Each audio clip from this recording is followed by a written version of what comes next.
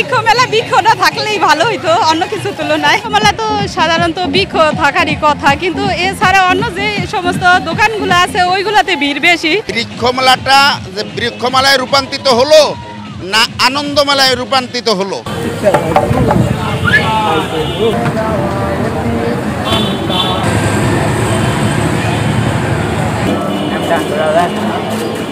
যেই সুবাদে বৃক্ষ মেলাটা আমরা এখানে করতে চাইতেছি বা সরকারের পক্ষ থেকে প্রতি বছরের ন্যায় এটা করে, সেই সুবাদে এই বৃক্ষ মেলার চেয়ে অন্য মেলা বিনোদনমূলক অনুষ্ঠানটা এখানে বেশি আকর্ষণ অনুমান করতেছি আমি।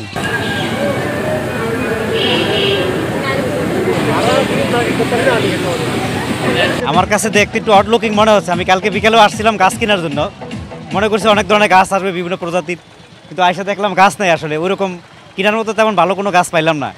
আইসা দেখে যে বিভিন্ন ধরনের দোকান মনে হয় বাণিজ্য মেলার মতো মনে হইতেছে, বৃক্ষ মেলার মতো লাগতেছে না। বেশিরভাগ মানুষই আপনার এখানে ছোট ছোট পোলাপান আছে, স্কুলের পোলাপান বা কলেজের পোলাপান, তারা ওইভাবে গাছ কিনতে আসে না, মানে এই মেলা দেখতে আসে, নৌকায় ওঠে ঘোরে। এই নগদের কাছে সব গ্রাহকই প্রিয়, তাই তো সারা দেশে ক্যাশ আউট চার্জ সবচেয়ে কম।